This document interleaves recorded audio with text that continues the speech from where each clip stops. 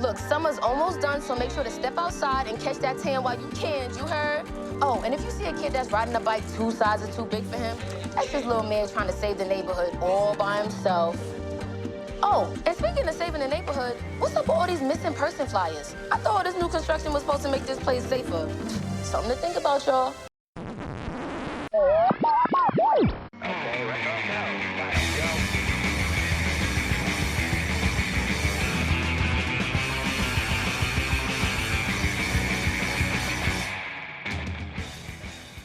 Hello and welcome.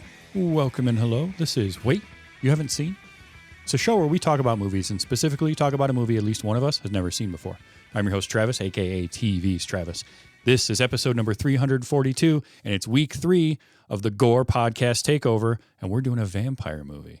And here to talk with me about vampires versus the Bronx, as they are all month, it's the Wicked Kitten, always getting into mischief, Monica. Good evening, Travis. The endearing and ethereal Faye. Good evening. And the dread you've been feeling since you walked into the bodega. It's Dreadly. Hey. I mean, Faye didn't do it, so it was open. All right, so vampires versus the Bronx. So I wanted to do some kind of a monster-ish movie of some type. We always sort of do, and I thought this would be kind of a fun vampire movie to do. I saw this years ago pop up on Netflix, and I thought, that looks interesting, and then promptly forgot about it and would occasionally see it in lists here and there, but I just didn't know much else about it, so I thought this would be a fun one to do. But Monica, what's your history? Had you ever seen this, or were you familiar with it at all? No, not one single bit at all, ever. So you hadn't really even heard of it until I brought it up. Yeah, no, I hadn't heard of it or saw it, or I didn't know anything of it. When you mentioned the movie, I was like, oh, the one with Eddie Murphy and the Wes Craven movie? Right, Vampire in Brooklyn. Yeah. That's just a little further south. All right, Faye, how about you? Well, how familiar were you with this? About the same as you. I saw it on Netflix, went, oh, that'd be cool to watch, and forgot all about it. Fair. All right. Wesley? I'm going to say exactly the same thing. Saw it on Netflix, like, looks cool. And then added to watch list, and it remained on watch list. All right. See, I didn't even get that far. I didn't even put it on the watch list. Yeah. So you had us both beat there. So we're 4 for 4 on not having seen this movie, but 3 of us were at least familiar with its existence. So 2020, I did a little research on this. This movie started filming and filmed in 2018. But then it kind of sat on the shelf for a little bit at Universal. And then Netflix finally bought it in 2020 and put it out straight to Netflix. So Oz Rodriguez co-wrote and directed this. And he had done a bunch of stuff comedy-wise. And but he puts this thing out. And I'm just going to say straight off the bat, this gave me very much feelings of like the Monster Squad from the 80s. Was the sense I got from it, just sort of an updated version of that idea of kids, dealing with some sort of a supernatural threat. PG-13 horror movie. And that was the feeling I got. Monica, what did you think of it just overall, like watching it for the first time, having no knowledge of it whatsoever? Well, I've never seen Monster Squad, but I can imagine that it's like, I think, I can imagine the kind of movie that it is, like I don't want to say up and coming. It's the coming of age kind of thing with the young people and having to fight against the big bad, a little Stephen King-y, which is, on the nose there, but yeah, it gave me that kind of vibe, like It or something, Yeah, I can see that. Monster Squad, if you haven't seen that, it is 1980s, is made by Shane Black, and it's very much like it's a group of kids, and they deal with Dracula, Wolfman, Frankenstein's monster, a mummy, a creature from the Black Lagoon. It's fantastic. It's goofy.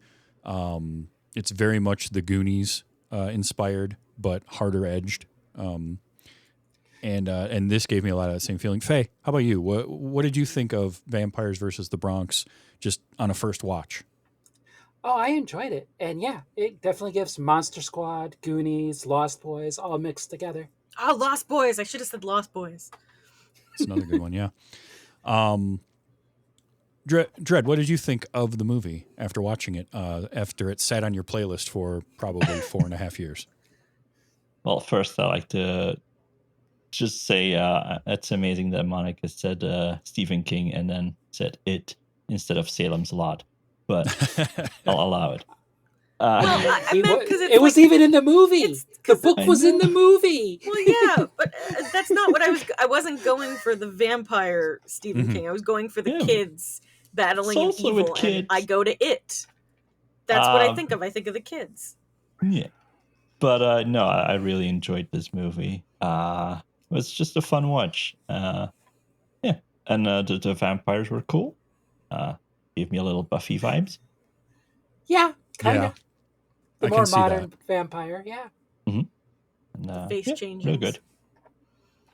Yeah, I liked that it incorporated a lot of different vampire movie tropes into one, because you had the face-changing vampires where they look basically human, but then there's like stages to them, right? There's the vampires just walking around, and then the vampires when they grow their fangs, and then their face will distort even more when they get like really angry or they're feeding. And I'm kind of a fan of that in general. Plus, this did one of my favorite things vampire movies always do, and that is you have to have your montage of rules for vampires in your vampire movie. There's always that. What works, what doesn't, all of that kind of stuff. And then it also had a gearing up, getting ready for battle with the vampires montage, which tickled me quite a bit. I did enjoy the extra holy water thing in this one where it starts boiling if it gets close to vampires. That was a nice touch. There were a couple of those that happened. So the movie started off with a little cold open before the credits that going into this blind, I did not expect to see Zoe Saldana in the movie. And that was kind of and I did the girl who later is, we find out is Vivian, Sarah Gadon.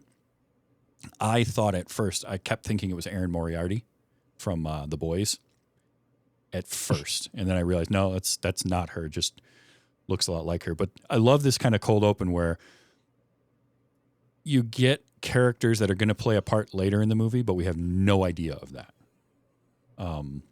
And you also have kind of a big name, even because by this point, 2020, I mean, Zoe had been in a couple, two of the Guardians of the Galaxy movies had been out by then, right? Avatar. She'd done a few Marvels, Avatar, Star Trek. Like, it was a pretty good get to get her, especially if they were filming in 2018, even for a small, just in it for a few minutes moment.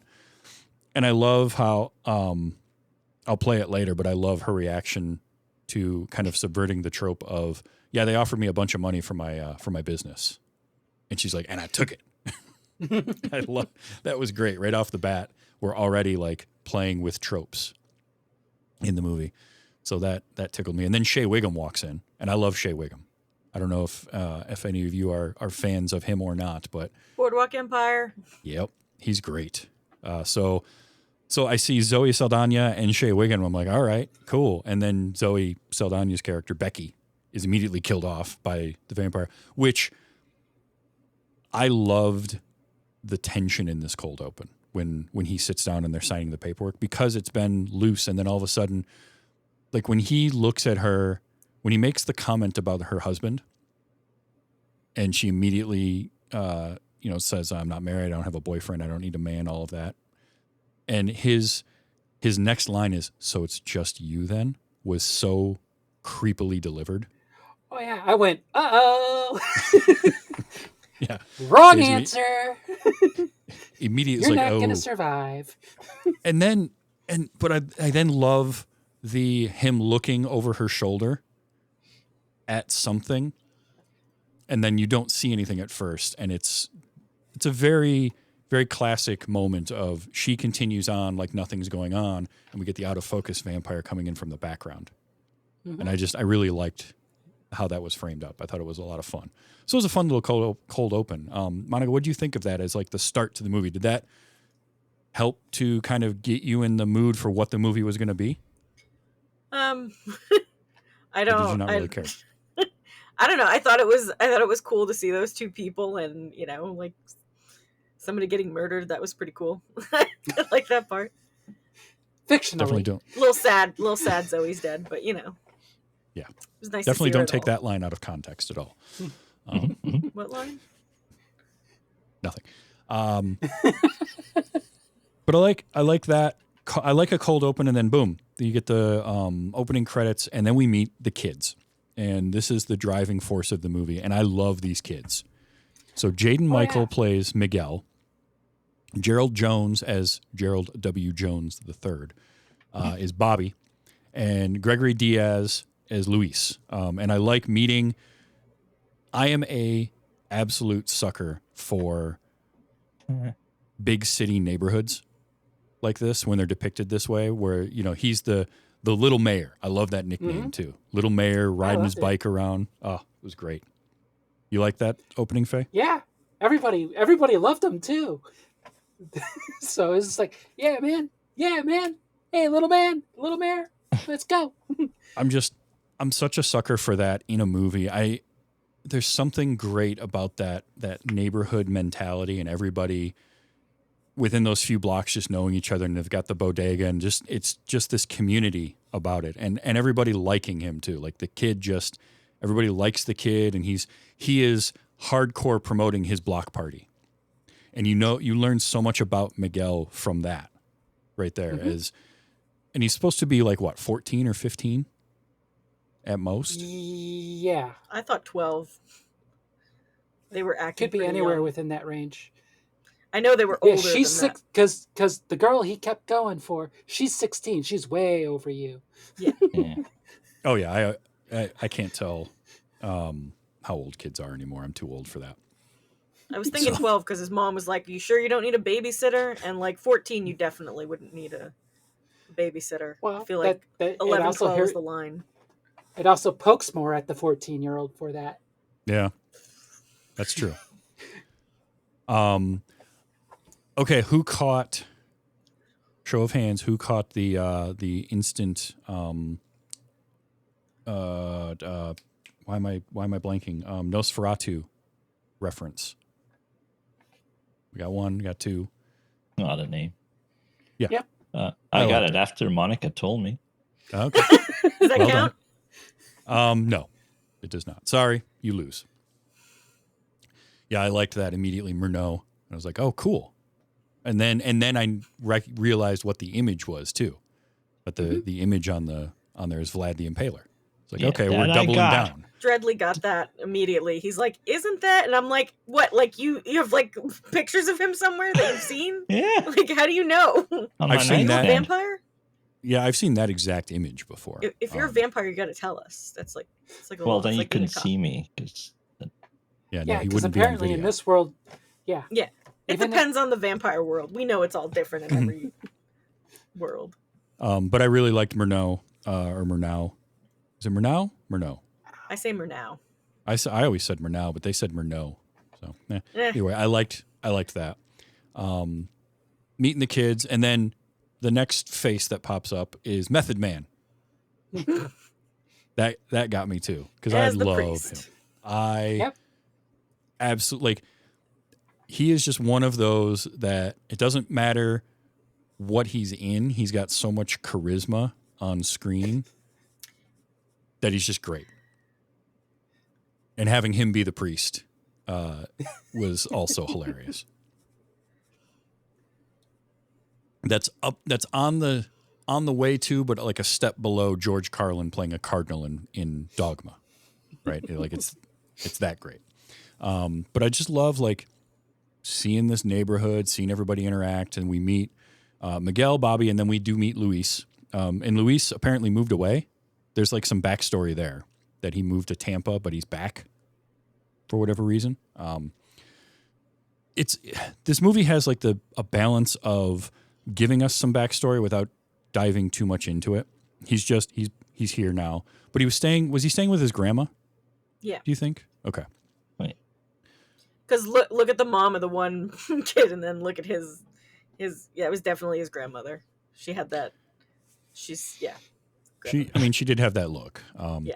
I loved Luis, by the way, because for one, his T-shirts were great. He was wearing a ghost T-shirt when we meet him, and he's reading Salem's Lot, sitting there with his skateboard waiting for him.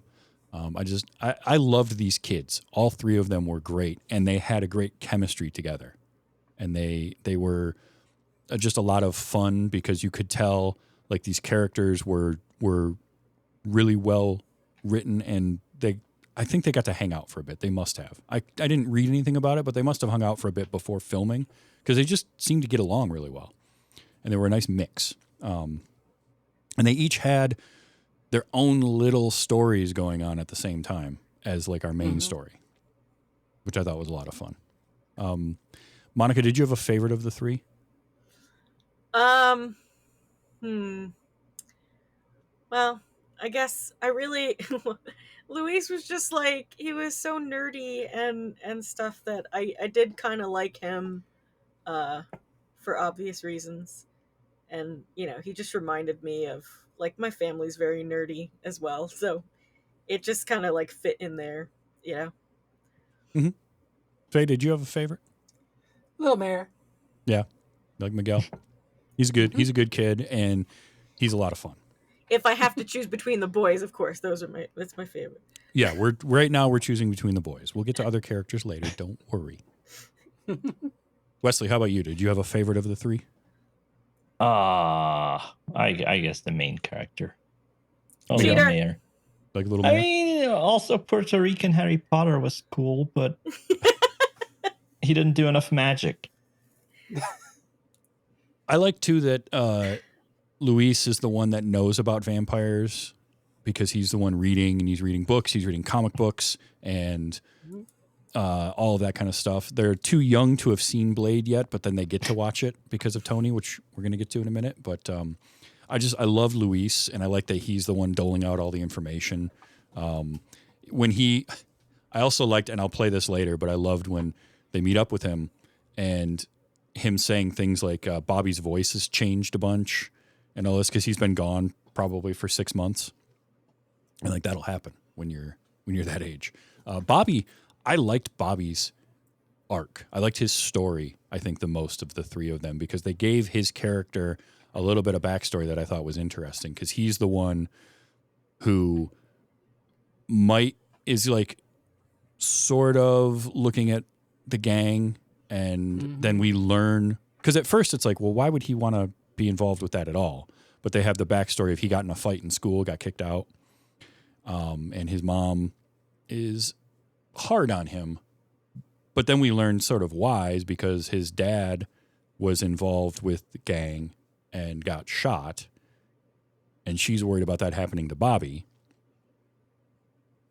It was a very, I liked that character work, and that could have been a whole movie on its own. It's just Bobby and Bobby's story. But I think they did they did a good balance of working that in with the other plot and all the boys and everything like that. So, you could have made this a longer movie, and if this was a like an R-rated, more serious movie and not kind of a lighthearted comedy, they would have played with that story a lot more, I think. But I thought it was interesting, and it gave his character some depth that he needed. So yeah, I love all three of the kids, and their performances were great. Like all three of them, I thought really nailed the roles too. Oh yeah, and completely believable. Yeah, and this movie hinges on that. Those three have to be believable and have to get along, or the movie's going to fall apart. So I loved it. I want to see more with all three of these kids. And then I love too, because look, young boys, right? They see girls. Like Miguel especially doesn't know what to do when he's talking to girls. He just locks up. And we meet Rita, played by Coco Jones. I liked her. I wish she had been in the movie more, though. Yeah.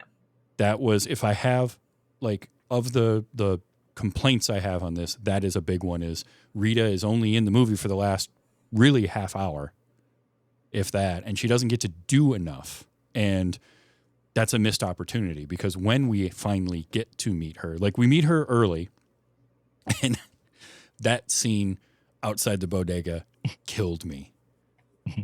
It's always difficult for me when there's awkwardness going on in a movie or a television show. I sometimes get the empathy, and it's hard for me to watch. And this was one of those moments when he's standing there and he's talking to them, and Bobby is trying so hard. He's telling these girls whatever they want to hear about, VIP tickets to the block party and all that. And Miguel says, "What are you talking about?" And then his mom leaning out the window yelling at him across the street. And I felt for that kid in that moment. Why are you ignoring Strike me? 3. Yeah, why are you ignoring me? Oh. But yeah, Rita, Monica, it sounds like you agree. Rita needed to be in the movie more. Oh yeah. She was like kick ass, and she would have been like so amazing in the crew. But of course, she's relegated to, not knowing until most of the way through the story, and then she goes to get help. Yeah. I'm like, really? Well, and what was the bummer about that for me even more so was we meet her early. She pops up, I think, one more time, and then we sort of forget about her until they are leaving the church, when she kind of confronts them. But then she immediately says, like, my grandmother is, like, I'm Haitian. My grandma's been prepping me for this kind of thing my entire life. Exactly. When it comes to, like, culture like this, Puerto Ricans, Haitians, Dominicans, we have stuff like this. There are, like, for real, like, we talk about, like, ghosts and vampires, and there is a lot of lore in our culture, superstitions and shit, like stuff like that. Sorry. Yeah, that's like a real thing. Yeah, I feel more prepared for vampires and stuff because of my family. She was the only one that said, yeah, they don't show up in film. Yeah, she's like, they don't have souls. That was a great moment because of course you've got to have the inciting incident, which is they're outside the courthouse, the old courthouse that's getting gentrified, which that's the other thing I think this movie did a great job of, is it is a comedy and it is very lighthearted, but it also has underneath that the idea of gentrifying a neighborhood and gentrifying the Bronx. Mm-hmm. And so there's that layer going on. The only white people in the movie are the bad guys, the vampires, and Shea Wiggum. Totally makes sense. Sorry, absolutely, white people. Absolutely fits. No, look, as a white people, it fits. I get it. People. But you have that moment outside the courthouse building, and then he puts up his own flyer over the Murnau thing, and sees the guy in the window, the creepy vampire who. Alexis, I think, is his name. Although we never get any of the vampires' names except for Vivian. The whistling vampire? The whistling vampire, yeah. What the hell? And but he had such a tropey vampire look, and it was perfect. Like the long coat, the long hair. He's very just gothic looking. Gangly. It was awesome. Can I mention that there's been an underworld marathon going on at the same time as I'm watching this, and I'm like, oh. Nice. Oh, yeah. No, they pulled just about every vampire movie, and a lot of them had little homages in the movie too. Yeah, definitely.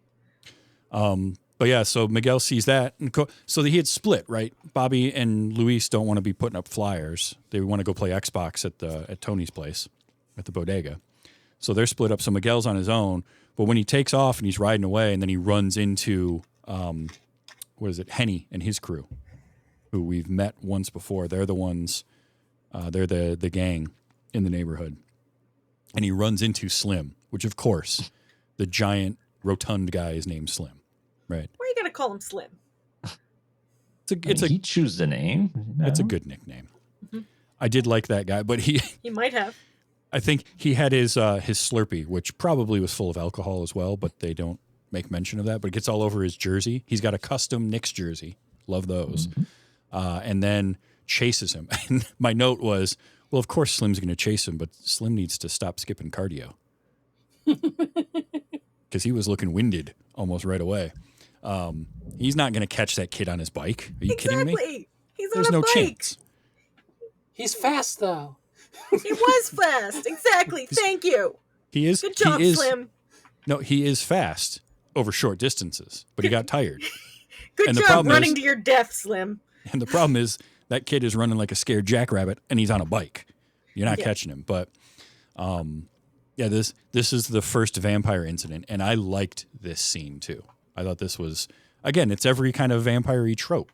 But that's what this movie is doing, is giving us all of those, subverting them every once in a while. And this was a super fun scene because the whistling, for me, I loved it because it's so dumb. Reminds me of And another it fits movie. perfectly. What's the movie where the killer whistles? Isn't there like a movie? There's something. Probably. I can't think of It's it giving me offhand. some kind of like memory of, or is it singing? I'm thinking of that movie where the singing happens and then the killer is thing. And I The one did- with- what's the guy's name? What's the dude? Denzel Washington. He's in that movie. Oh, you're thinking of Fallen? Yes. Yeah. There's like a singing thing. Yeah, he that sings Time Is On My Side. happens. Yeah. I think they might have whistled it once. The demon does. Yeah, he definitely did it at some point. I like love that movie. Okay, here's the thing. I saw this comment made after I watched the movie somewhere. One of the reviews, I think. Somebody commented that this movie is basically Attack the Block, but with vampires instead of aliens. And have you seen Attack the Block? Nope. Monica? Yes. Yeah, Okay, I've you seen have. long time ago. And I would say that it is very much Attack the Block, except the kids in this one are, are shown as like, like, let's put quotes around this, but like good kids. Whereas like More innocent, Yeah, I think would be exactly, the better more way to put it. innocent. Yeah. a little bit younger. Yep. But yeah. But I bet you anything there was some influence from Attack the Block in this, because yeah, that came gotta out a few years earlier. And that one, Faye, if you haven't seen that, you need to watch that. That's good. That one is much more excitement. Yeah. Like it's very just like moving around. But after reading that comment, I was like, no, I see it. I get where they're going with that. And that's sort of like, this is that first scene with Slim is when we learn, oh, okay, this is a real threat. And it sets up the scene we'll get later on with the rest of Henny and his gang and the vampires in the alley. But I liked this first vampire attack.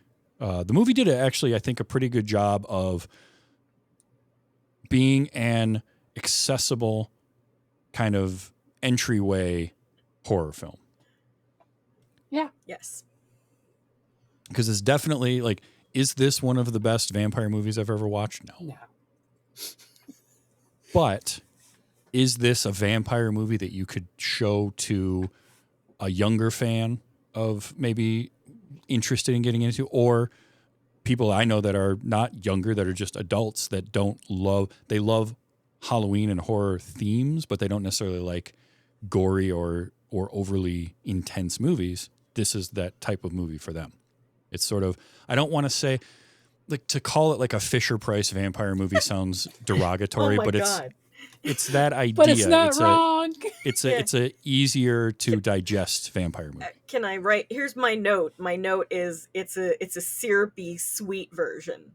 So Yeah. like it's just a little bit like, because they talk about gentrification, but they don't go into too much detail, and it's not like it's there for you to learn. So like the younger audience, right? They see that and they're like, oh, what is that? Yeah. But yeah, it's lighthearted, except for when Tony. Except for Tony. So Tony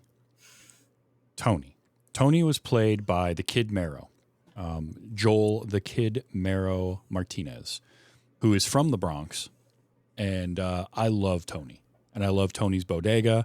I just loved everything about it. He's got a Bodega cat, because of course he does. Cute kid. And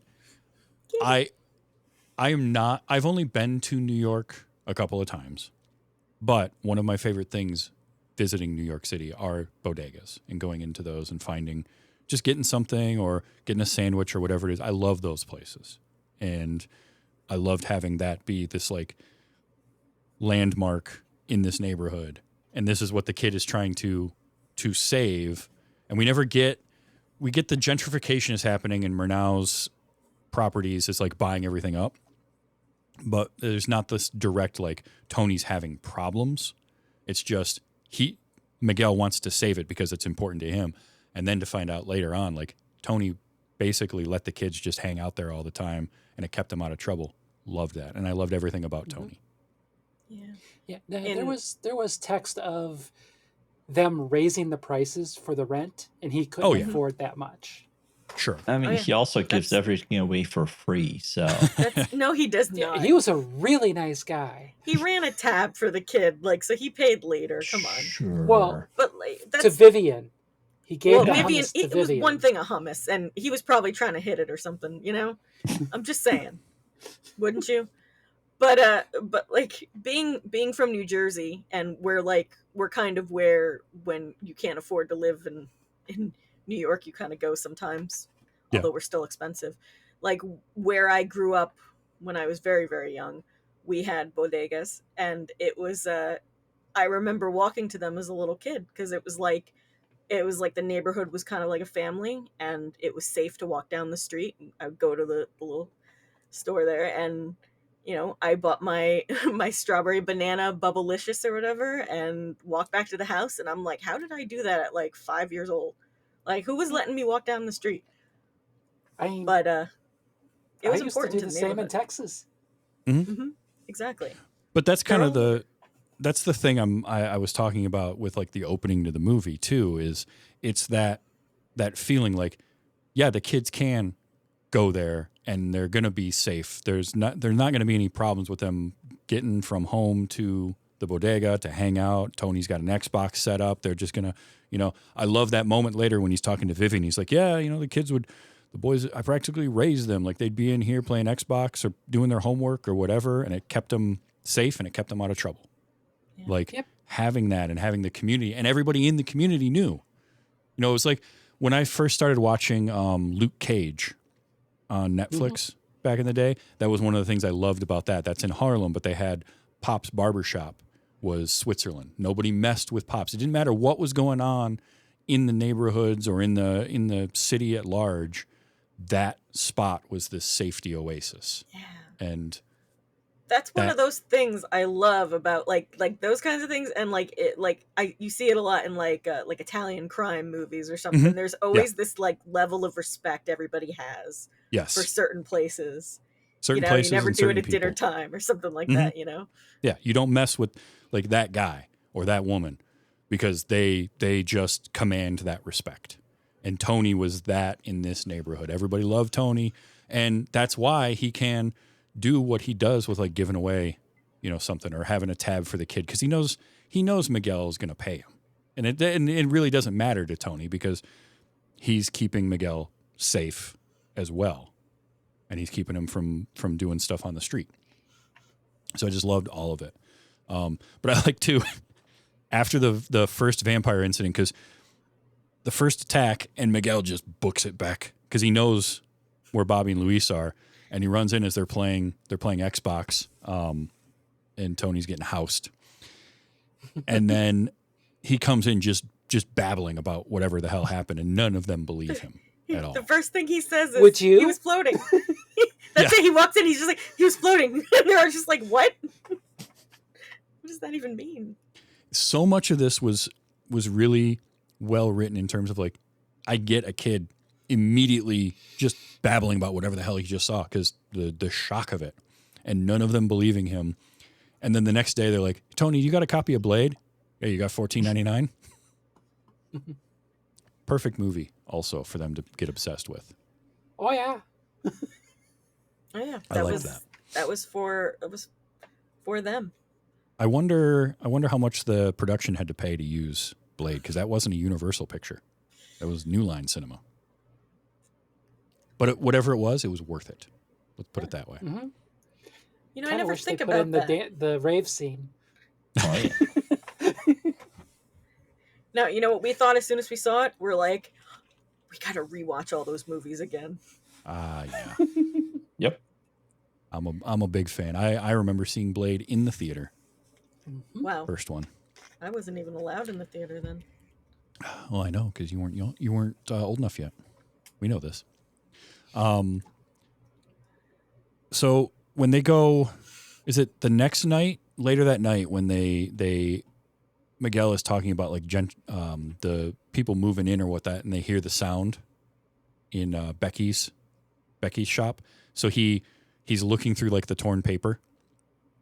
That to me is a poster shot with his face looking through the paper and the hand with the big long nails slowly. I mean, he was in a nail salon, so yeah. They were pretty. Yeah. Oh, I got my what scared Wicked moment. It was Gloria coming up behind him while they're huddled around the. Okay. Was it? Was it She Wesley? didn't really have a scary moment in this one, I think. Who was Gloria? Wait, She Gloria was the girl with like the Instagram. Oh, Oh, yeah. She was like our Shakespearean minstrel who would pop in from time to time to just sort of give like an overview. She would be doing her Yeah. live streams. okay, Gloria. Yeah. I thought Gloria was one of the parents or something. No. I forget names. You know me. Yeah, it was in that moment when they're looking in the window trying to see what's inside Becky's old shop, and it's the slow tension build, and all of a sudden Gloria's behind him and scares the crap out of him. I just figured that would have gotten you, I don't think so. if anything did. Did anything Yeah. get me, Dreadly? No, not really. It wasn't really that kind of a Nothing? movie. I didn't even say anything because, like, sometimes I'll react, but I won't scream. No. No. All right. I guess. I mean, it isn't that kind of movie. I get it, but I figured Yeah. if anything was going to, it was that moment because it was set up for that. I got more Oh. like creepy vibes about people. Like There were Vivian some. gave me the creeps immediately. Well, Immediately. Vivian did because she's so saccharinely sweet. She's also incredibly white in that first scene. Like she is white and she's wearing all white. She's just like the whitest thing on that block It's in true. the middle of the Bronx. Yeah, they tried to paint Come her on. as being an innocent new girl. And all the vampires are wearing black, so it's like, Hmm. I don't trust her. White lady living in the Bronx? I don't know. I mean, it was that, but like every scene with Shea Wiggum as Frank, he's so creepy in all of them because that opening scene I mentioned already. But then when he has the kids, when the kids go to Murnau office, that whole scene is great. Like walking in and the woman working the counter, she's like, I don't have time for this. I do not get paid enough to deal with these kids. The thing that annoyed me was when he's on the computer there and all the sound is the boom, boom when you hit the wrong key. Like Yeah. that sound. It's like, stop it. Well, I loved how Miguel gives the business card, and it's very clearly just a piece of cardboard he drew himself. It was a great little business card. It It's looked still a awesome business too. It looked great. He's a great artist, but I just love the receptionist taking it, and she just does not care. But she goes back to talk to him anyway, and then coming out and the shades drawing. I did not like her. She had such an attitude for no reason. Oh, yeah. Like, Yeah, that's what I mean. She was like, I'm not paid enough to deal with these people, with these kids. But then the whole scene with them in Frank's office, he again is just being super creepy. He's so good at it. but also like kind of nice looking, Well, Yeah, I mean, he was very He nice was that creepy, it was but like, he seems so nice. Of course, he Yeah. was also, gentrifying on the side, so that was Mhm. he wasn't good at all. I If you mean- think about it. He was Oh. the white businessman that's a dick. I mean, I did Basically. like that in the same say thing. dick? He immediately says, well, let me give you money. Yeah. Oh, more money. Let me give you more money. And then Mhm. immediately switches to, no one would miss you if you disappear, Oh, Yeah. Oh, okay. Once again, they, that's the gentrifying thing. yep. That is exactly what those businesses feel like about doing what they do, jacking up the rates of the rent, Yeah. and then all of buying that. out the businesses Normally, they don't send vampires to kill them. They just, I mean, pay them typically out, not. but- No. Okay. I'm curious if any of you, because I had a note here, backing up a little bit. When Slim gets bit, and then Miguel runs, my note was, well, that's the end of Slim until he pops up later as a vampire. Did anyone else think he was going to come back as a vampire later? What I said to Monica was he'll come back as a vampire to steal that other kid's shoes. No. Yeah, you did say that. I didn't think he was going to come back as a vampire. Okay. The only reason I say that is because it was something that he said in the way that he called him like vermin right before he killed him, and there was just something about that made me go like, oh, you don't think enough of these people to even turn them. But that's fair. Turns out it's more complicated in this world, Well, the rules. But that's, honestly, that's a really interesting take on that, because I didn't clock that when I was watching it the first time, the way he spoke about Slim before biting him. My assumption was just like every other vampire movie I've seen. Oh, they get bit, they get turned into a vampire. He'll pop up later. And then the way that they played that out, I thought was kind of interesting. Because later on, of course, Frank, we learn, is a familiar. Mm-hmm. Because truthfully, up until he walks out of the office in the middle of the day, he could have been a vampire. We don't really know because we've only seen him at night. I did say maybe he's wearing didn't sunscreen. Come out of the office until the thing went down. Yeah. And I thought the same thing when he walked out. Oh, he's wearing a shit ton of thick sunscreen. I was like, they do that sometimes in these movies, you never know. Well, they did it in Blade. Yeah. Oh, exactly. That was Blade, right? Yeah, it was. But when he later on is like, when am I going to get the gift? So he is being promised to be turned. Mm-hmm. And then I'm like, okay, so they can turn them. We just haven't seen Slim yet. Interesting. But I kind of liked the way this movie dealt with that these vampires can't make more vampires by themselves. Like, they just feed. They need the dust of that first vampire in order to do it, which means there's a limited number of vampires they could make. Yeah, indeed. That's a very limited amount. And then she wastes a ton in the end of the movie there. It's like, well, you guys are doomed. Yeah, I feel like if you only have that one little box of vampire maker dust, you wouldn't use a fistful of it on one potential kid. Oh, she then had it put in it her in little a satchel. box. She was doing it quickly, all right? Like, true. give a vampire a break. Yeah, but then she locks that in a box with one key. Then you lose the key? What? That was great because we needed a MacGuffin, and we had it, Yep. and it was the key, which was a really cool design. I liked that key a lot. An actual skeleton key. It lit up. You son of a business suit. I said that joke, and you stole it. Stealer. I do like them, the boys in Frank's office, getting his little cash bag with like stuff in it, the little deposit bag. Yeah. Why That would was- you keep that there? Number one, yes. Why would you? But in defense of Frank, who's going to come in and try to take that? He has no reason to think that anybody's going to try and take it. So yes, it is very convenient that he's got it. But I also, I can buy it. But I liked how the three of them went into that with no plan and no idea what they were doing. And you kind of get a sense for how quick thinking they can be because they kind of came up with it on the spot and communicated it to each other without having to speak. I liked how that all played out with Luis faking, kind of fainting. One thing that did confuse me, though, when they walk into the office, Frank locks the door, right? Yep. Okay. We all saw that because Vivian just walks right in, like the door is unlocked. And then I never hear the lock click again. She's very strong. So strong she can unlock a door without touching it. Well, she is a lead vampire. Who knows what rules they can do? Maybe she had a key. We just didn't hear the key. Could be. The commander thing, right? Because we get of course, the trope of like there is the stronger vampire. Faye, I'm going to guess that you probably clocked that early. Yeah, I figured she was a vampire of some type. Whether she was the commander or not, I didn't, but I knew she was a vampire. Yeah, I think after when she showed up after that initial cold open, I had figured she was a vampire. I did not assume that she was going to be the commander.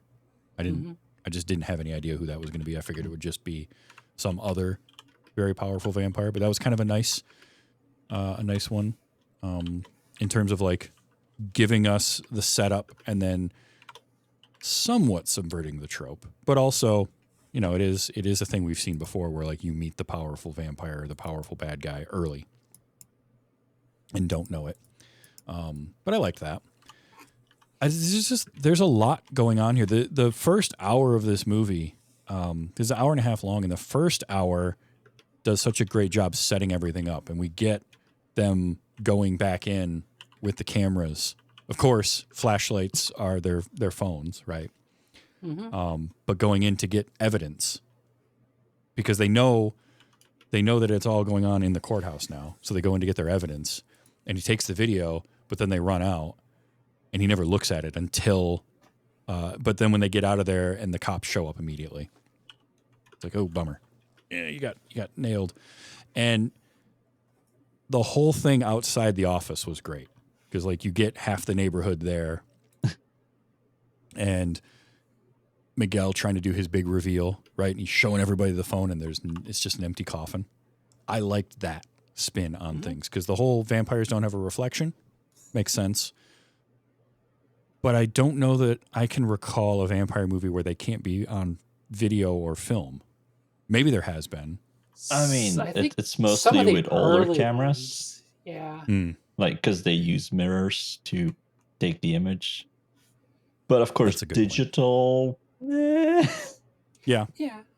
I mean, there's also the early mirrors were made of silver nitrate or something like that, or aluminum.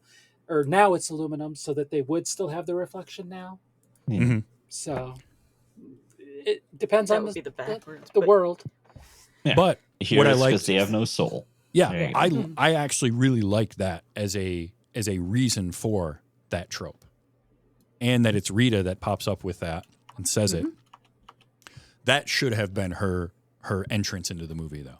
She should have then been like after that moment, been trying to help or figure out what was going on, instead Exactly. of us forgetting about her for another half an hour or whatever it was. To be fair, the 15 next minutes. 15, 20 minutes is them getting yelled at and being made to go to church. Yeah, true. I But did still. like the fact that they Which is- showed them being yelled at by using the TikTok girl or whatever it was that she used. Oh yeah. Just filming them like in their face, like the mom yelling at the kid, like, "What?"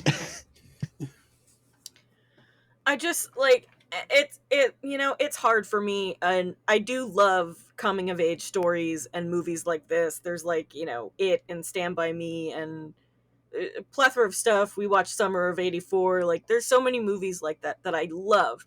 And there's always, if there is a girl, there's like one and she's barely in the movie, and that's the only thing about these movies that kind of bothers me. And they had these two like really cool, fun, strong women, girls, whatever they were. Their ages were 16 probably, so girls, let's say. And, they just weren't in the movie as much as I wanted them. No, But I agree with there's that. my one gripe. No, and honestly, because we have It and Stand By Me and The Monster Squad and The Goonies, there's plenty of movies with kids that remind me of me when I was that age. I don't need that in every movie. These kids didn't necessarily remind me of me because I wasn't a Puerto Rican or Dominican or black kid in the Bronx as a child. Well, yeah. But I still do wish we would have an even better mix. Now, part of that is if it's a guy writing it, he's probably not going to write very well for women. But incorporate that more and work that in more because I'm with you. Rita should have been in the movie more. Yeah. And Gloria too. doesn't necessarily... She gets Gloria she gets some good parts, but like Yeah, She Gloria could be in had it some more, but- great parts. she could have.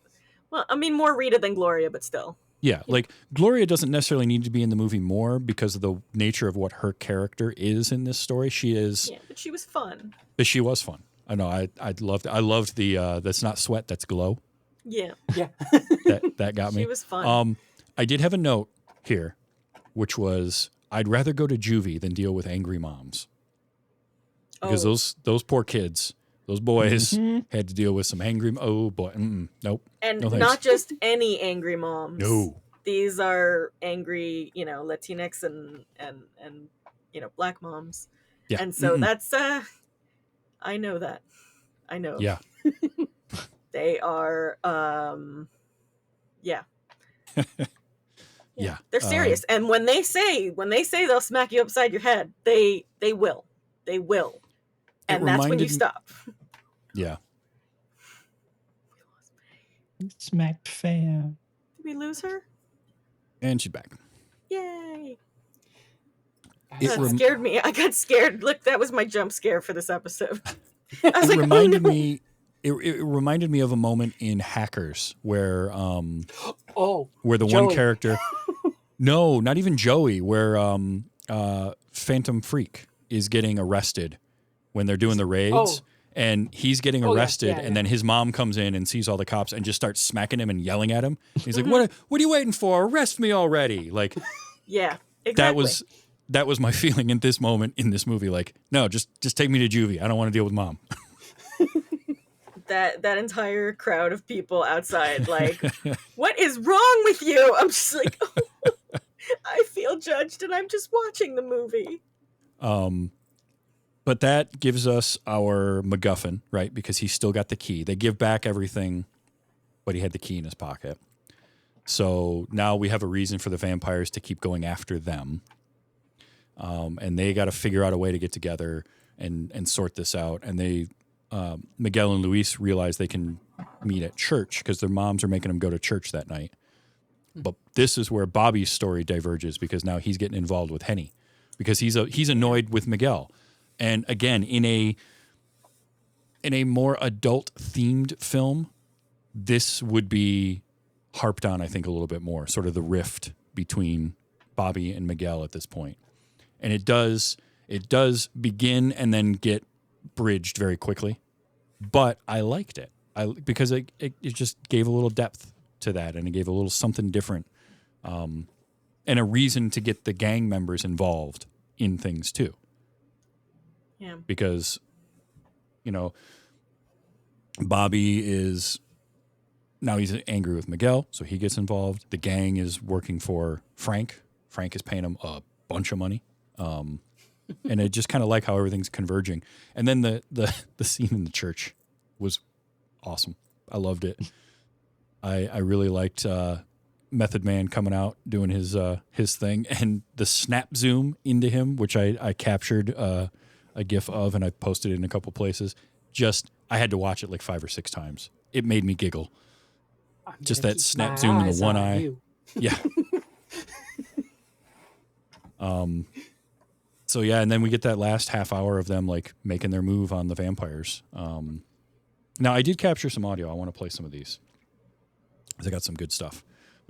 This was a surprise, like, again, hour and a half, but there was a lot that I wanted to capture. I kind of had to slow myself down or I would have just been getting way too much. But the cold open, we started with, because this was a pretty good exchange. You must be lost. No, I just moved here. To the Bronx? That wasn't the one I thought it was, but I like that. I like that reaction. I love that reaction from Bobby. To the Bronx? Like, you moved here on purpose? You? Yeah. I mean, also the fact that immediately is, you must be lost. Oh, Yeah. A white person here, you must be lost. Well, yeah. This is from the cold open. Are you and your husband if you want to? I'm not married, Frank. Such a good reaction. This. That is such a... She nailed that noise perfectly. I love her. I do too. But then Frank's follow-up to that. So it's just you then. Ugh. That gave me shivers, I'll be honest. His delivery of that. And he's kind of head down looking back up at her of like, oh, so it's just you then. Yeah. She thought he was hitting on her. Yeah. No. She was a little into it too. I think that's what her face was saying to me, at least. Oh, Like, yeah. Yep. maybe.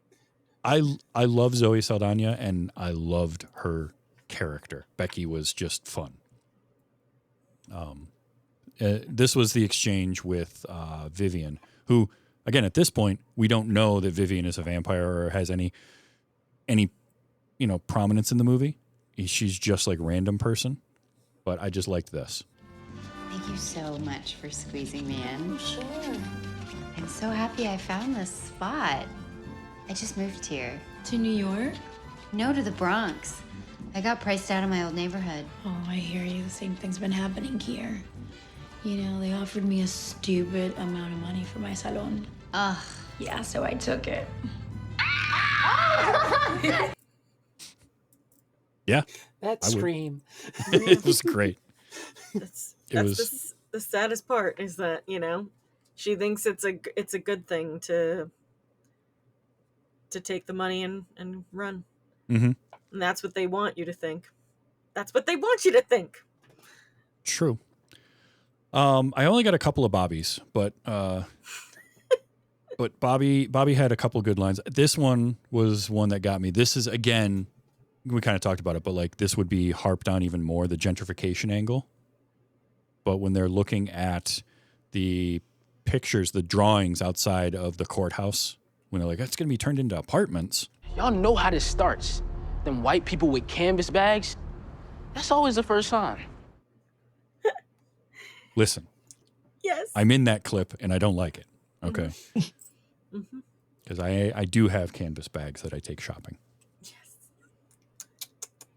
And I bet you drink some kind of oat milk, almond milk that costs $15 or something. I drink cheap almond milk, but almond milk, yes. It would cost that much there. Well, not 15, but it would cost a lot. Yeah. Stuff is a lot. I'm just saying. It is. I've been there. I did like this exchange with Bobby and Luis. I think you're putting way too much faith in shit he read in the comic book. Oh, It's a graphic novel. Bob. It's a graphic novel. He's not wrong. He's such a nerd. I identify with him so much. If you've ever read comic books, you have had that exact exchange with someone at some point in your life. They're comic books. It's fine. I've gotten to the point now where I'm fine calling them comic books again. I don't need to, but I really liked that because that made Luis very relatable. There are comic books, which are the thin books, and then there's the graphic novels that are the thicker ones. I used to have a graphic novel here. I would have grabbed it. I had the V for Vendetta graphic novel, and I used to be able to pull it out, but it's on another bookshelf now. The sound work of the bonk was very, very annoying. I will admit to that. Bonk. Then you had later on when Bobby's talking to Henny, when Henny shows up at his window. Be the man of the house, get some respect. Playing on that whole thing of what happened with his dad. Be the man of the house, get some respect.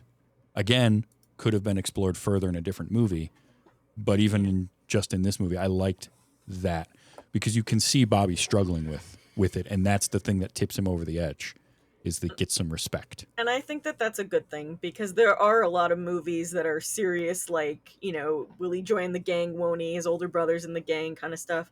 Mm-hmm. And all those movies are so sad and depressing, and it's the worst possible tale of, Black people. And this is just a lighthearted, he's a good kid. He's going to do the right thing kind of movie. Yeah.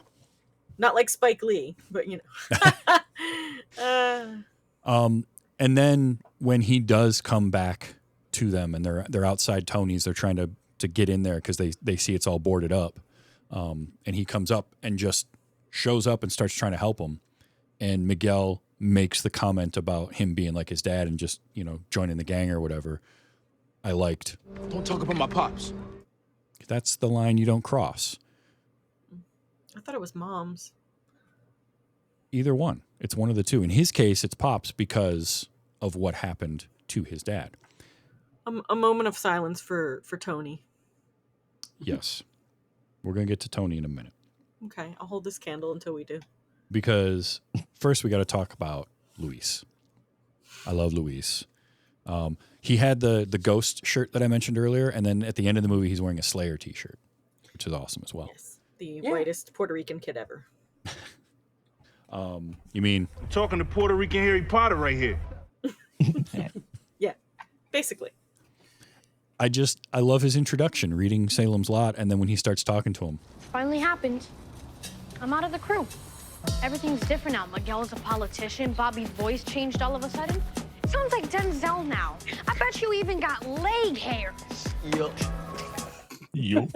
Leg hairs. Yup. I like his over enunciation of specific words. Yes. I bet you even got leg hairs. Yup. Leg hairs. Leg hairs. I really, really like that. Also, when he's talking to Tony the next day. Tony, where's the cat? It's an important question. Yeah. Thankfully, nothing happened to the cat that we saw. It They was made just him get rid of it. Yeah. They got rid of Vishnu. That was the name of the cat. Yes. Luis also very perceptive. That white lady is bad news. He knew right away. And I love a character that has a little quirk like this. I have low blood sugar. My eyes can't be trusted. Keep going back to his low blood sugar. I mean, I did love when they're in the office and he just faints. Yep. What's and then wrong gets with back him? up. He's out.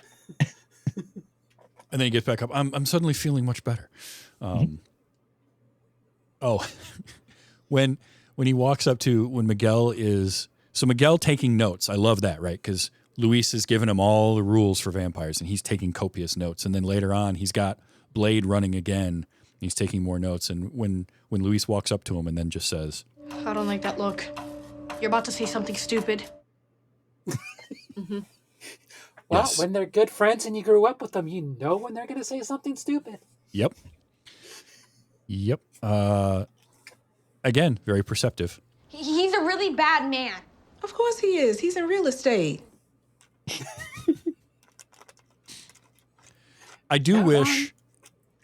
kind of wish we had more with the moms because they were great, but they also kind of gave us just the right amount of the moms without it getting too farcical, I think.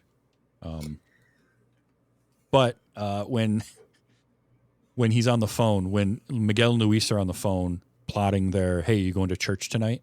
And he says, yeah, because they think I'm possessed by El Diablo. And Diablo, that's right. That's why he's going to church tonight. God will save him. The Lord will help him. Dios te ayuda. Dios te salva. I loved her. I laughed so hard at that part because she just keeps going, walking away. Dios te salve Maria. This is very much time stamping the movie, but Why isn't your phone on vibrate? Do you want to know who says that the most of anyone I've ever heard in my life say that expression? It's Wesley over there. He's always like, why do they have their ringer on? Why do they have their sound on? Why isn't their phone on vibrate? Every movie show that we watch. that is because there are two types of people in our generation. Those who leave the ringer on their phone and those who never have their phone make a single noise ever. And never do you cross the two. Like it's one or the other. And then finally, right after the whole don't talk about my pops, and we've got the moment of Miguel and Bobby are going to be button heads, and then Luis just steps in. We're supposed to be best friends. And that stops it. Yep. That's all it takes. Yeah, I like you that. gotta have that moment. Oh, yeah. Now, Tony. I love Tony. Tony was great. And our introduction to Tony is him giving some free stuff, or not free, but, you know, yeah, here's your soda and whatnot. Sprite, apparently. Sprite, they had a deal with Sprite. Yeah, it's a big thing in that culture. but I love like that introduction to Tony, and then later on, we see him again when he's just getting the brakes beat off him playing Xbox, and of course he's got to have an excuse, right? Bro, this is the wild bootleg controller. Like this joint is made in like Uzbekistan or something, man. Whatever. The bootleg controller. It's the controller's fault, Tony. Of course it is. It always is. If it's not Sprite, it's always some kind of fruit flavored soda. But like, that's what we like. Mm-hmm. Pineapple. I love the Sammy Sosa bat. Because it's I'll get a little nerdy here. That's not a Sammy Sosa bat, and I know that because Sammy Sosa's bat, the knob at the end of the bat was like ridiculously oversized. But that's just me being a baseball nerd. But I loved the story of it. He had the bat that Sammy Sosa used to hit 60 home runs in a season, and Sosa being a Dominican, it was lovely. But I then like when he's telling that story to Vivian, and then he comes right back with. But that was before he started bleaching his skin, looking like Count Chocula.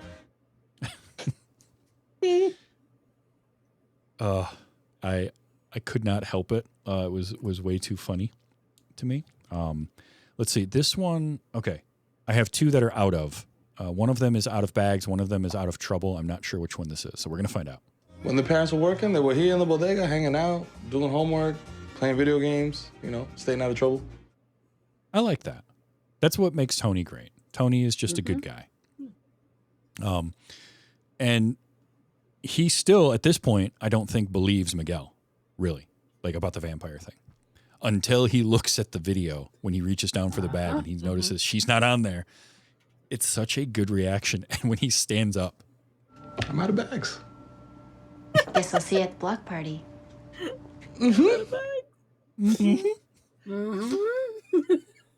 That little was perfect. And now I have that forever. That got me. There were several moments in this that made me laugh out loud. It was that.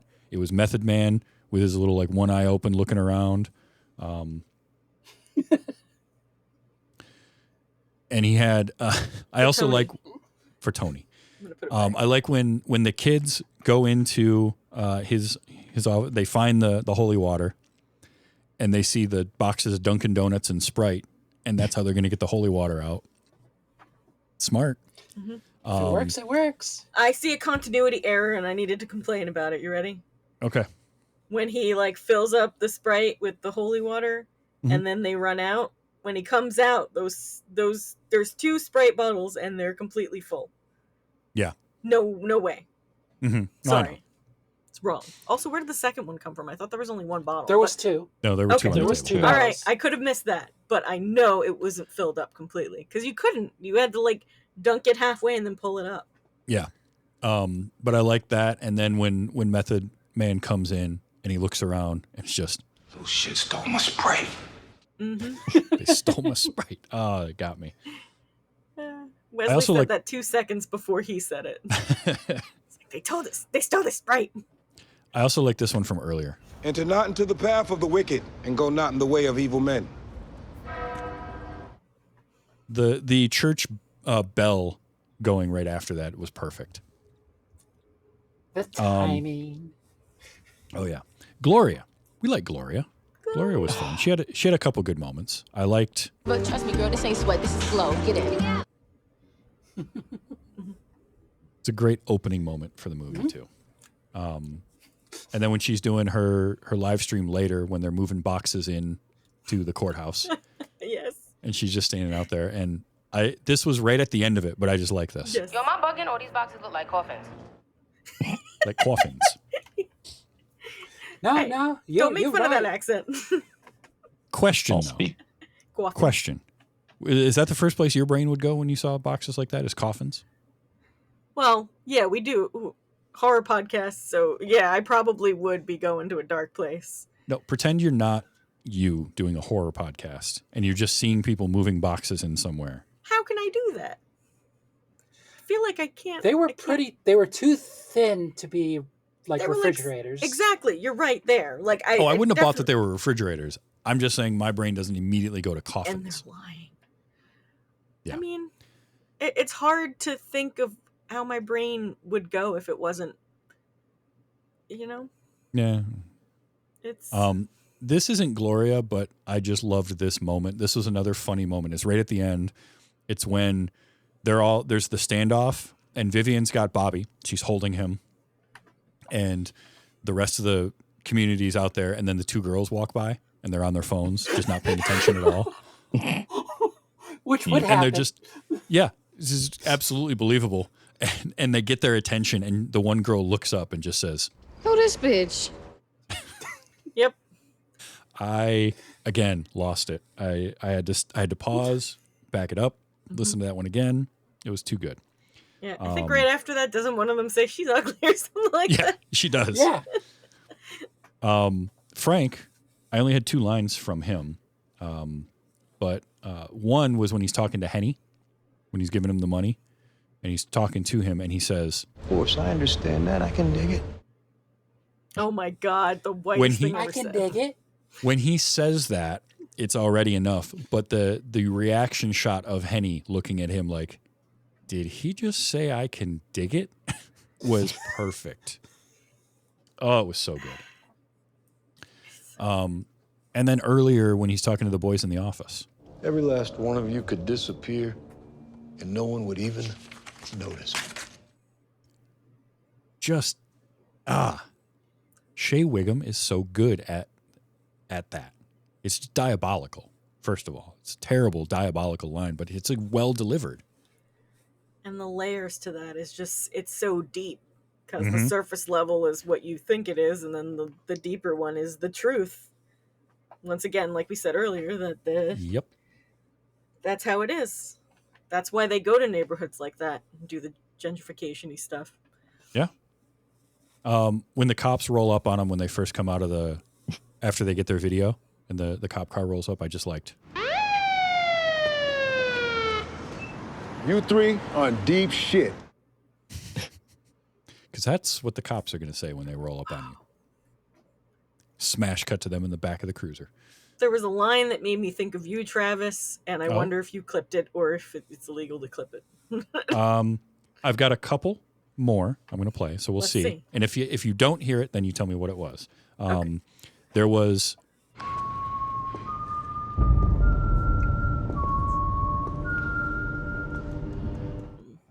I wish that they had played with the whistling more, because it is very ominous. I really liked it, and it was just perfect in that scene. So I liked that quite a bit. I liked this one. Not smart, little mare. Vivian keeps calling him Little Mayor, but now she's using it in like a very derisive way, which I But when she says it, it sounds like little mare. Like a little horse. Yep. I got this just for the sound effect. This is because they geared up, right? They've got their garlic and their steaks and all that. And I think it was Luis grabbed the garlic adobo seasoning. Thank you. Whoever thought of that writer, like, spot on. Loved it. That's what I would grab. But my favorite part of that is he has that, and then when he goes to use it later, and he does the thumb flip and pops the top off of it, and you get the sound effect. They were good on that. Yeah, like, why is there a pop to that? Which is very much somebody doing Foley work by making that noise with their mouth. Because that's not even what it sounds like, because you have to screw it off. Right. And it's not. That's the best. That's the best part of it. Is it's not even that kind of top. So that got me. Did you get? There was another one where somebody like pulls the kid, like one of the kids pulls the other one out of the way, and they do like a little pull sound. I didn't get that one. No. There were some like little sounds in there that sometimes they do that in movies, and you almost don't notice, but it's comical. My favorite one ever is the sound when Nedry slips in Jurassic Park, and there's a little whoosh as his feet come up from under him. It's like a slide whistle. It's amazing. 3 more. 2 of them are Rita. We're Haitian, man. My grandma's been preparing me for this like my entire life. So get involved. I wish she should have been in the damn movie more. And then later, like when they're at Tony's trying to get in. Are y'all done? Because I'd like to get inside before vampires try to eat us. Can y'all just open the damn door? Just open the damn door. Exactly. And finally, my last sound clip, and then we'll see if I clipped the one that Monica thought or not. It is a PG-13 movie, but we get our one F-bomb. Here it is. You're just a bunch of poor kids from this shithole you call the Bronx. Hey, yo! Yo, fuck you say about the Bronx? Chris Red, come on. I was know. waiting for him the whole movie. I'm like, what is he? Why are you on the side here? Come on. Also, Vivian, don't ever say bad things about somebody's neighborhood. Ever. You should know better. No. You've been around for 700 years. Can I say I love that trope too? That whole like, oh, you don't mess with us. Like, oh, now we're all gonna band together and we're here. Oh, right? yeah. Like, I Oh, love love that it. in movies. Yep. When it happened in Spider-Man 2 on the elevated that's train, right. or I think it happened in a couple different Spider-Man movies. Man, he you know, really where they're needed just help like- a lot. He did. He's just a kid. Sure, make excuses for him. But no, I love that trope too. Like the neighborhood banding together. Because sure, the last like 30 minutes of this movie is a whole lot of convenience happening. Stuff happening because the writers wrote it in there. People showing up at the perfect moment, or the whole community. Like Rita does go and get help, and the reason that I can kind of let it go. Number one, lighthearted movie, right? So there's a little suspension of disbelief there, but also at this point, the vampires have stopped hiding what they're doing. So for Rita to go and talk to them, to the community, because like Miguel's mom has now experienced the vampires, right? With Vivian in the hallway. Mm-hmm. So she's going to believe it. People are going to listen to her. So of course the whole neighborhood's going to band together. But I love that. I love them showing up, and they've all got their makeshift weapons, and Method Man in his sweater, and he's got the staff with the cross on it, and he puts the crucifix to her forehead and puts the burn mark on there. Like, it's just great. It was a wonderful ending. And for also using the Sammy Sosa bat, sharpening the end of that and making that be the weapon for Tony. For Tony. Yep. For Tony. I did like the flip on the trope. I started talking about it earlier with the way that they turn vampires. I just thought that was a cool way to do it, and to have the whole lead up to it, and then it almost happened but not happen. And he gets saved. They Time save for Bobby. some reinforcements. Yeah. Turns out, nope. She did do the tropey thing of like, as soon as she sees Miguel, all of a sudden like she's throwing the kid to the side to interact with him. I'm like, he's like a mile away. You could have finished before he got there. But no, she just could've throw the kid to the side. Yep. Also, something disgusting is that she throws the red dust of the first vampire in his face, and then a little later, when she's dead, his mom just kisses him on the face. And I'm like, And then they turn into vampires. Yep. Yep. I do like the effects overall in the movie are pretty cheap looking. Like with the vampires themselves, they were going for the Blade style disintegrations, which worked, and they cut around it a lot. They never overexposed that they didn't have a lot of budget for those visual effects. Because I like how they would start to show a vampire disintegrate and then cut to the reaction shot and like the flash of light. But that was another thing. If I was going to nitpick and complain, would be I wish they would have had some more budget and time to just make that effect look better, because obviously Blade and Blade 2 had done it years before and it looked really, really good. But that's nitpicky. Same as Buffy. It was It's the same a- type of disappearance and cloud of smoke. Yeah. It's like, it's a small, the people that produced it's very, very small. Mhm. So we always And- give them a little bit of extra leeway, right? Yeah.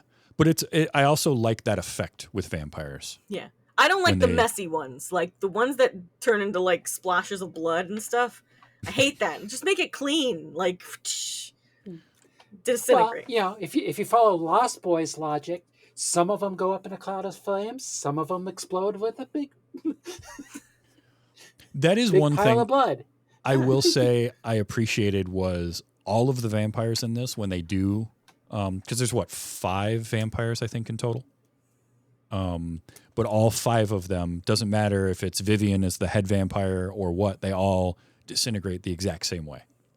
You don't get like, that was one thing I can think of in Blade 2 especially did, where most of the vampires all die in one specific way, but one vampire who's the romantic interest has this very like soft death where it's not a violent burst into flames. It's just, she sort of melts.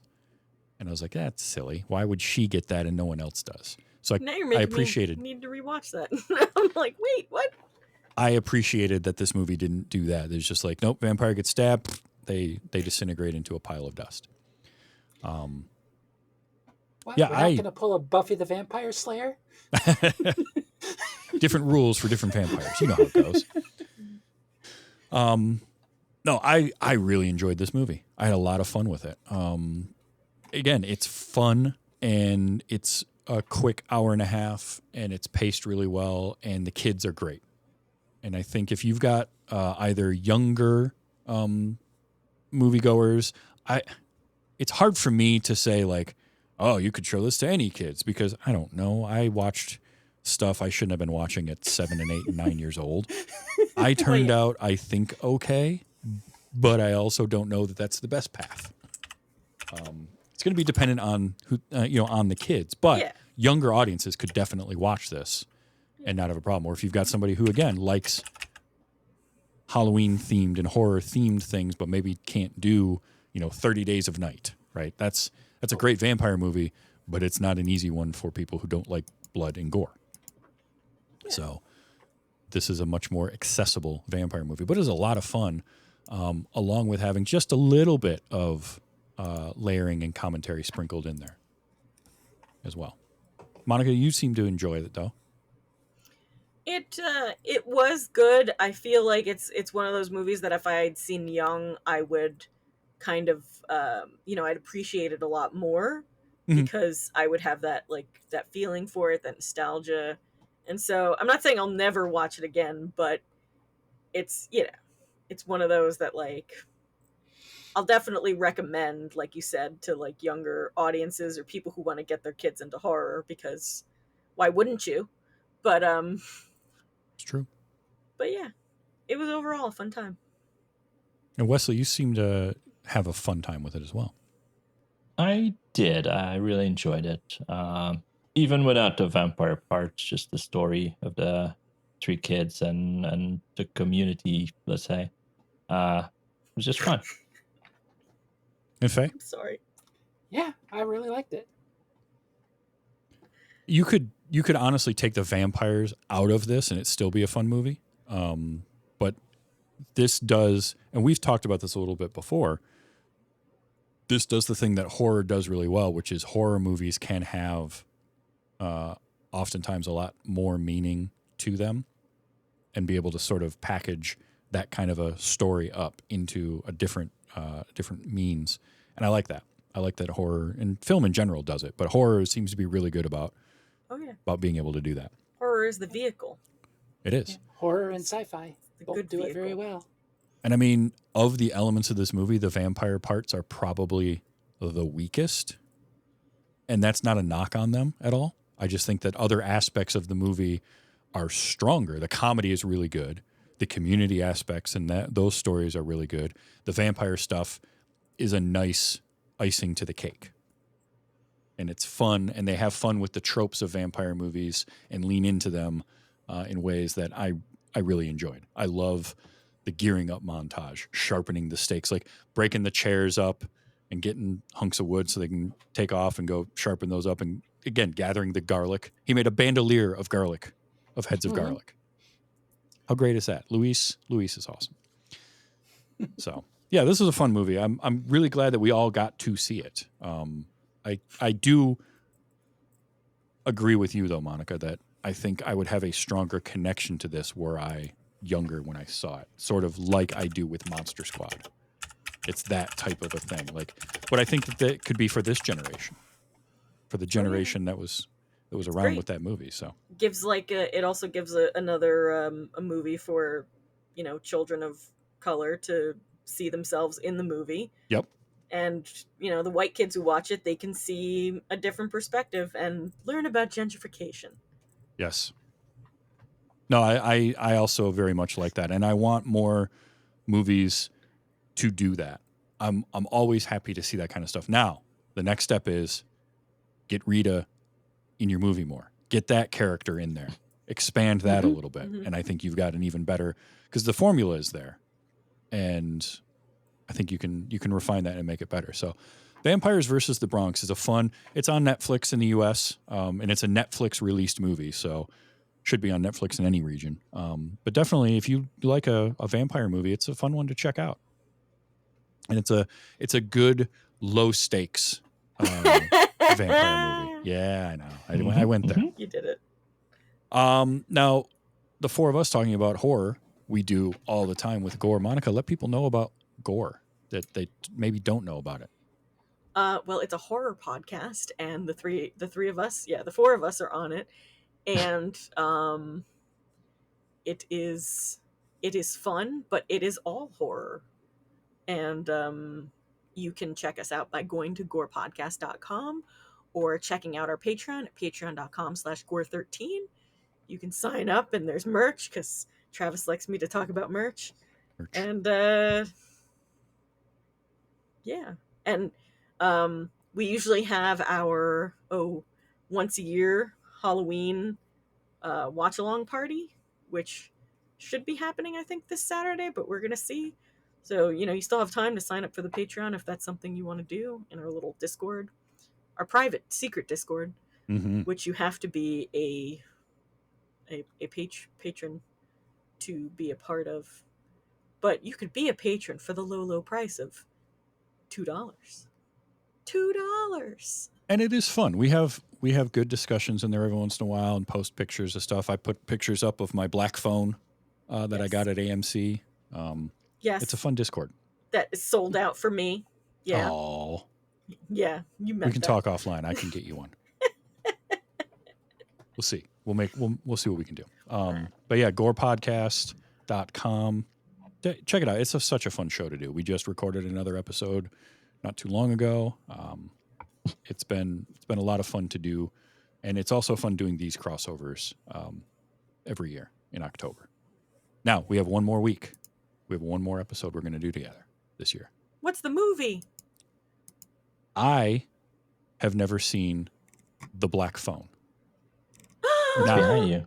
The Black Phone 2 has come out. I have a prop replica behind me. It's one that I wanted to see because I like Joe Hill. I like Scott Derrickson. I like Cargill. I love Ethan Hawke. I missed it when it came out a couple years ago. So we're going to fix that next week. We're going to watch The Black Phone. And I am super excited for that. I think all three of you have seen it? Nope. Yes. Oh, Faye, you haven't? No. Oh, okay. 2-2. Yeah, so we're going to be split 2 and 2. All right. So that is going to be what happens next week is The Black Phone to wrap up the Gore Podcast takeover of what you haven't seen for 2025. I hope you like it since you already have the phone, by the way. Yeah. Oh, if he doesn't like it, you have a phone. That's true. That's very true. So yeah, come back for that. And I record this show every week, twitch.tv/TV's Travis, typically around 8 o'clock on Sunday evenings.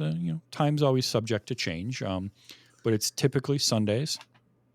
And then the show comes out as a podcast anywhere you get your shows and on YouTube in a video format every Wednesday morning.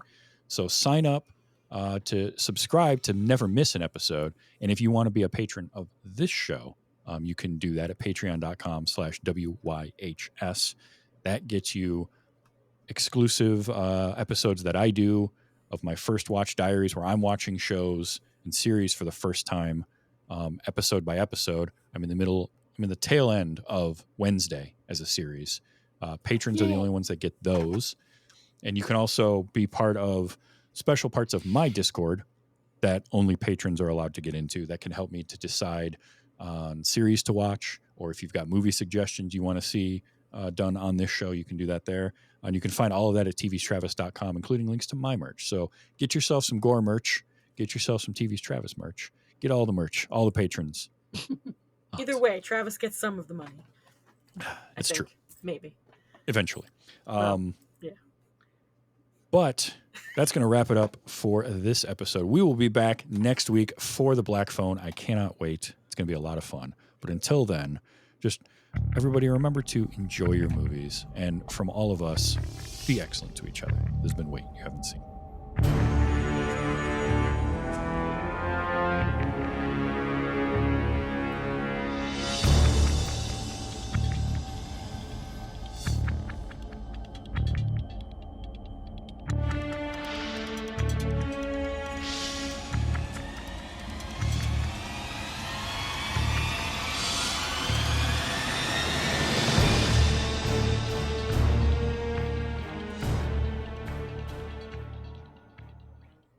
Man, I know you're gonna let me spin them all night, right? You know I got that. Listen. Just the move with his hand that he did when he said that. Yep. I love Chris Red.